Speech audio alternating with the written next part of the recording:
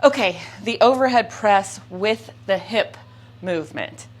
The way we're going to start this is you're going to do 2 positions, and then we're going to talk about how to go from one to the other. First thing we're going to do is the bottom rack position and then the overhead position.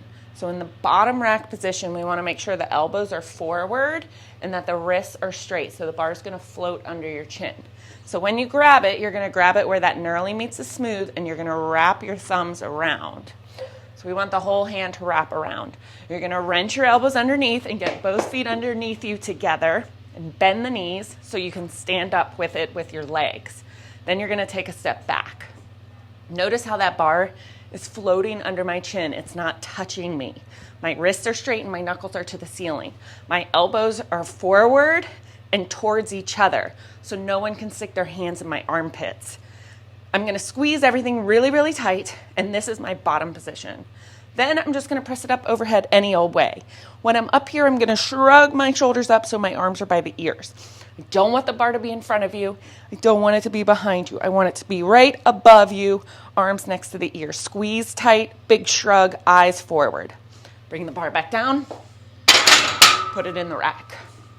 Then we're going to talk about how to go from one to the other.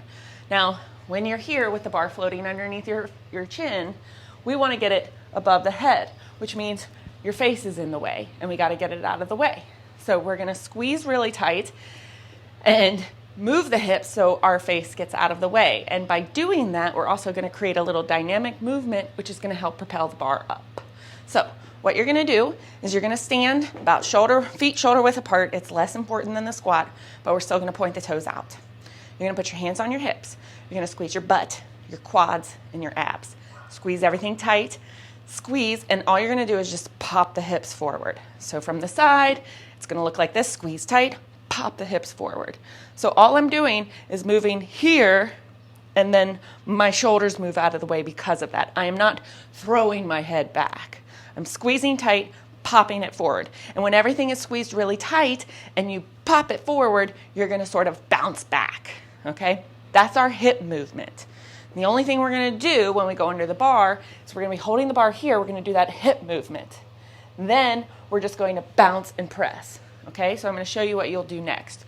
You'll grab the bar in the same way you did before. Wrench your elbows underneath. Stand up. Take a step back. We're going to do 3 with just that bounce. Squeezing tight. Bounce. See how the bar comes with me? I'm not leaving it behind. And as it comes with me, it gets a little downward motion. So you're going to squeeze tight, and then we're going to bounce and press. So bounce, press. So in slow motion, we're coming back. The bar comes down slightly, goes up past my nose, forehead, and then I get underneath the bar. Squeezing tight, arms shrugging up next to the ears, eyeballs forward the whole time. So taking a big breath, squeezing, bounce, press. Back down, let the breath out. Think of it as 2 movements, and if you get flustered and you start to bounce and press at the same time, that's okay. Just slow it down and go bounce, then press. Let the bounce help propel the bar up overhead, okay? So start with those movements. The next set is going to be 5 with the bounce and press, and then you can start adding weight.